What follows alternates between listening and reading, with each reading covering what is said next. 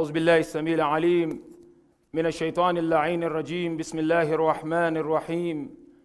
الحمد لله رب العالمين الذي علا في توحده ودنا في تفرده وجل في سلطانه وعظم في أركانه، الذي لا يدركه بعد الهمم ولا يناله غوص الفطن، ثم الصلاة والسلام على أشرف الأنبياء والمرسلين حبيب إله العالمين أبي القاسم المصطفى محمد، اللهم صل على محمد وعلى أهل بيته الذين أذهب الله عنهم الرجس وطهرهم تطهيرا، اللهم صل على محمد. قال الله تبارك وتعالى في محكم كتابه: بسم الله الرحمن الرحيم. كنتم خير أمة أخرجت للناس تأمرون بالمعروف وتنهون عن المنكر وتؤمنون بالله. آمنا بالله. صدق الله العلي العظيم. صلوات اللهم صل على Muhammad. First of all, we thank Almighty Allah subhanahu wa ta'ala for gracing us and granting us with this great and wonderful moment, wonderful opportunity to continue to thank Almighty Allah subhanahu wa ta'ala for the marriage of our beloved brother Shoeb and his wife from Dar es Salaam. As we all know, tonight we are all invited to come and celebrate this marriage with the family of Haji Hussein Dala and the other family. What I want to share with you, brothers and sisters, tonight in this very short space of time is, as we normally do, is to touch a little bit, very little, because a very broad topic which has to be discussed regarding marriages, and it is regarded as one of the signs of the success of each and every marriage. We all know and we had a lot of discourses, especially in the last months when we had marriages. We discussed so many things about marriage. There is this one thing I wanted to discuss, but we could not have opportunity. Is marriage being one of the greatest factor of bringing families together? If you remember very well, we discussed marriage is a sign of worshiping Allah subhanahu wa ta'ala. Your wife helps you to get closer to Allah, and you help your wife to get closer to Allah. We discussed about that. And we discussed about my role as husband and your role as wife, how to bring each other close to Allah and to Ahlul Bayt alayhim salatu wassalam. And then we discussed the profound estate of woman in marriage. Likewise, the profound estate of man in marriage. Marriage, today when you look at our lives and the way we live, you'll realize that family ties are broken. And they are getting broken day by day.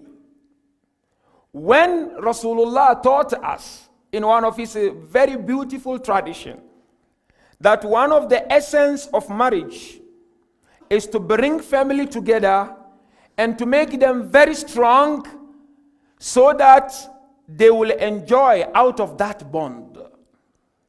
So the question is here, we are getting married, our children are getting married, our daughters are getting married, and yet family ties, and as we mentioned in Islam, Silay Rahim is severed now and then in our families, in our communities, in our societies. Brother doesn't like brother, sister doesn't like sister. There is one area which I want to touch. That is the relationship between daughter and her in-laws, and between son and his in-laws. Because you know, most of the times when a girl is married, she is taken to the house where she has to live with her father-in-law and her mother-in-law. This is something we need to discuss it. For father-in-law and mother-in-law to know their roles and responsibilities towards this girl And vice versa. Because you realize most of the times we are faced with problems and challenges when it comes to this particular department. Islam sometimes is looked down upon when it comes to how the daughter-in-law should relate to her parents-in-law, the father-in-law, the son-in-law, the sister-in-law, and what have you. And Rasulullah beautifully said, whoever out of his marriage tries to make amends between members of families who are not in good terms, Allah tabaraka wa ta'ala will open the way for him to Jannat al-Firdaus. To such an extent, Rasulullah said, whoever comes to a family, say this girl is coming to a new family, and this will be good for the sister who is coming from Dar es Salaam. And her aim is to bring the family together, not to see the family tearing apart. Rasulullah said, every step he or she makes in trying to make sure the family are together, whether he or she succeed or not succeed, Allah will give him the reward of the tahajjud of 70 years. Very important riwayah from Rasulullah. But today you find sometimes in our families, there is no respect between mother-in-law and the daughter-in-law. In fact, experience shows there are some divorces that occurred and happened because of small problem between the mother-in-law or the father-in-law and the daughter-in-law. So therefore we need to pause a little bit. Let me share with you Islamic teaching on what is the role of fathers-in-law and the role of mother-in-law. Islamically, according to Islam, if we refer back to the teachings of Islam and Ahlul Bayt, when a son is married, he's got the right to stay in a house he wants to stay with his wife. That's number one. He's got a right. Unless if he's not capable. Therefore Rasulullah said, Ya ma'shar al-shabab, man istata'a minkum al-ba'a, falyatazawwaj. Or the gathering of the youth. Whoever is capable of getting married, he should marry. Capability here is of different spheres. Financial capability, providing, feeding, accommodation, and psychological and mental capability. Sometimes financially I'm capable, but psychologically and mentally I'm not strong to look after a soul. You know, to look after a soul is a mountain to climb. So therefore, Rasulullah said, Man istata'a minkum al-ba'a. Whoever is capable of providing, he should. So the first step is, you know, the accommodation of your wife is on your shoulder. And the food of your wife, the grocery is on your shoulder. Her clothing is on your shoulder. But say, due to certain reasons, you cannot afford any other place. That does not stop you from getting married. We need to understand these points. If your father or your mother tells you, we have a big place, we give you this corner, yalla fi amal. You still can get married according to Islam. You are regarded someone who is capable of getting married. It doesn't mean 100% you should be independent. No. But if you want to be independent also, the parents cannot stop you according to Islam. Because according to Islam, if a son reaches that maturity stage, he is matured. You are still an advisor according to Islam. You can advise him, you can lead him. But he can also build his family. That is number one point. The next point is, as father-in-law and mother-in-law, your daughter-in-law is regarded as your daughter according to Islam. The way you treat your children, you should treat your daughter-in-law. Why? Because Rasulullah said, you made her halal through the name of Allah. And she is amanat in your hand. First hand, amanat in the hand of the husband. When she lives with the father and mother-in-law, she becomes amana under their care and umbrella. She leaves her house. She leaves her families.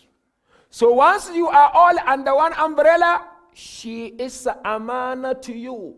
You will be questioned of this amana on the day of Qiyamah. You have to look after her the way you will look after your son. Because now she is partner in the life of your son. She is a half of your son. Without her, your son is incomplete. So therefore, me as a father-in-law, I cannot mistreat my daughter-in-law. It's totally haram. We cannot go there. I cannot talk to her anyhow when I cannot talk to my daughters and son like that. And the same thing, the other part of it, this is a long discussion. One day we'll dedicate it more, inshallah. Daughter-in-law, they are in the position of your mother and father. Because you know, sometimes some daughter-in-laws, they come also, they want to cause stress. They are in the position of your father, and they are in the position of your mother. The respect you accord your father and mother, you should accord them the same respect according to Islam. But they should give you space. Daughter-in-law is entitled to a space in the house. Because sometimes she and her husband, they have a way they want to be. You cannot impose on them to be the way you want them to be. Your role is only to advise. But when they are in their corner, they are themselves, they are matured. Make them matured. You cannot be following them and chasing behind them until Imam Zaman arrives. So therefore, Islamically, whoever is married has his own space. This is my point. Whoever is married has his own space. And sometimes we find in some families, daughter-in-law will be allowed to work the whole day and night when daughters are not doing that. She's not there to work. She's there to get married and to be married. That is also not adhering to the amanat and the trust you have taken from Allah subhanahu wa ta'ala. I'll give you a scenario, hikayah, from the time of one of our beloved Imam Ja'far al-Sadiq salawatullahi wa salamuhu alayh.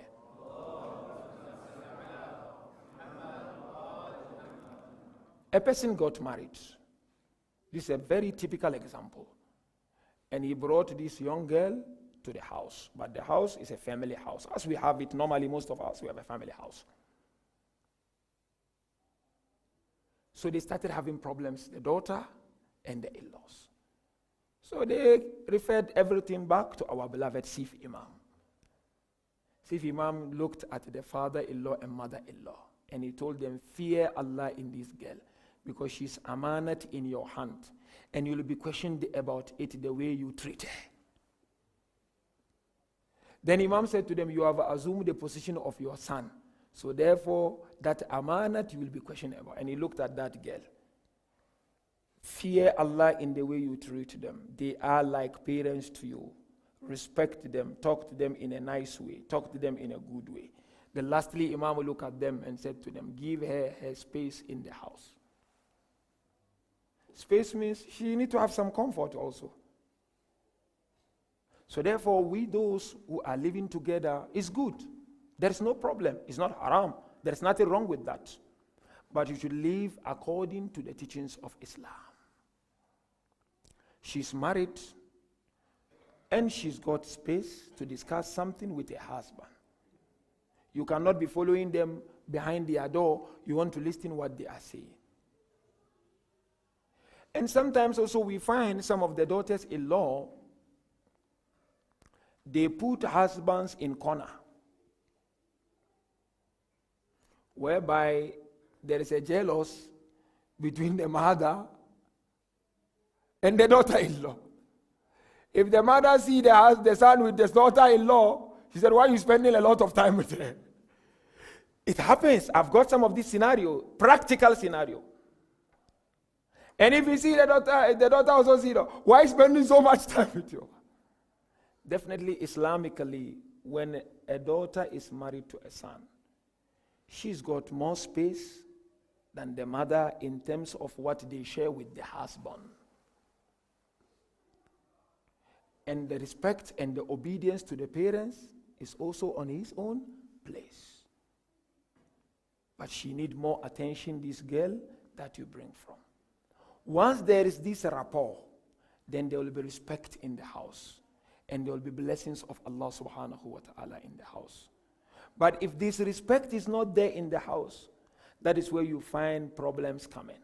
People are even getting divorced because of small trivial issues between the daughter-in-law and the son-in-law. So therefore, I leave you with this advice of Imam Ja'far alayhi salatu wasalam. Father-in-law, mother-in-law, fear Allah in the way you treat your daughter-in-law or son-in-law. And the same thing, daughter-in-law, fear Allah in the way you treat your father-in-law and mother-in-law. And be together under the umbrella and the care of Allah subhanahu wa ta'ala. And don't dictate for them in their life. Father-in-law, you want to dictate. Mother-in-law, you want to dictate. She must do. If she doesn't do, you best. We don't have that in Islam. You cannot must wajib. No. There is nothing like that. Treat her like your daughter and Allah will bless you. So therefore, Brother Shoaib, this is my advice for you tonight. You brought this lady as amanat from Dar es Salaam. And she has accepted to live with you in marriage for the sake of Allah and Ahl al-Bayt. She is alone in that family. And she is around there, is all your family. Make her feel at home. Show her that love in the name of Allah and Ahl al-Bayt. Take it easy with her. Don't be harsh on her. Some happen to be very harsh sometimes on their daughter-in-laws or their wives. Don't be harsh. Take it easy and seek divine intervention. And Allah tabarak wa ta'ala will help you and you will be successful in your nikah, inshaAllah. Therefore, we make dua to ask Almighty Allah tabarak wa ta'ala that all families that are living together, may Allah bihaqqi al-Husayn wa awlad al-Husayn bring rapport and peace among them, inshaAllah.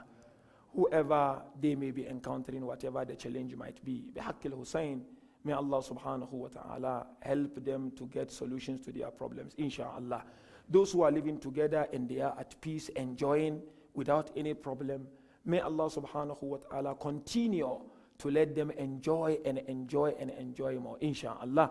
May all our marriages serve as a preparation for the reappearance of our beloved Imam Sahib al-Asr wa Zaman, inshaAllah. And may Allah subhanahu wa ta'ala, Brother Shoaib, bless you and your wife with zurriyatan tayyibah, good children, good offspring, inshaAllah, who will prepare the grounds for the reappearance of our Imam. Wa akhir da'wana an alhamdulillahi rabbil alameen wa sallallahu ala Muhammadin wa alihi at-tahirin.